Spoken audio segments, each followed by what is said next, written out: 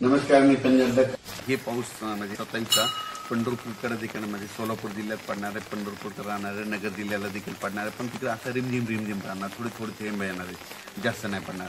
पण हे लातूर जिल्ह्याला पडणार आहे, धाराशिवला देखील आजचा पाऊस पडणार आहे. त्याच्यानंतर राज्यात सांगायचं झालं तर पंढरपूरला म्हणजे 5 आणि 6 तारखेला म्हणजे पंढरपूरच्या यात्रेकरूला त्यांना पाऊसमध्ये वरून राजे भिजवणार आहे. म्हणून हे देखील आत्ताच अंदाज त्यांनी लक्षात घ्यायचा. म्हणजे तुम्ही तुमची तयारी ठेवायची. म्हणजे काय झालेलं असं रावट्याची येते तयारी ठेवा, कारण की 5-6 तारखेला म्हणजे पंढरपूरकडं पाऊस येणार आहे. म्हणून हे देखील त्यांनी लक्षात घ्यायचं.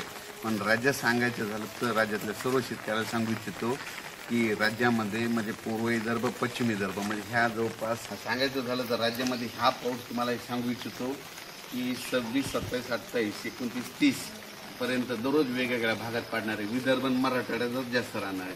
त्याच्यानंतर 1-2 तारखेला 1-2 जुलैला पाऊस येणार आहे, की मग पूर्व विदर्भ आणि पश्चिम विदर्भ तिकडे राहणार आहे. म्हणून हे लक्षात येतं. पण राज्यात सांगायचं झालं तर 1 तारखेपर्यंत दररोज वेगवेगळ्या भागात पाऊस पडणार आहे, भाग बदलत पडणार आहे. म्हणून हा अंदाज लक्षात येत आहे. आणि राज्यातल्या सर्व शेतकऱ्याला सांगू इच्छितो की तुम्ही तुमची नियोजन तुम्ही तुमचं स्वतःचं ठरवायचं. पण आज आणि उद्या तर आज हे पाऊस मोठा परभणी जिल्ह्यात सगळीकडे पडणार आहे, नांदेडकडे सगळीकडे पडणार आहे, हिंगोलीकडे सगळीकडे पडणार आहे, यवतमाळ जिल्ह्यात सगळीकडे पडणार आहे, हिंगोली वाशिम जिल्ह्यात सगळीकडे पडणार आहे, बुलढाण्याकडे पडणार आहे, अकोल्याकडे पडणार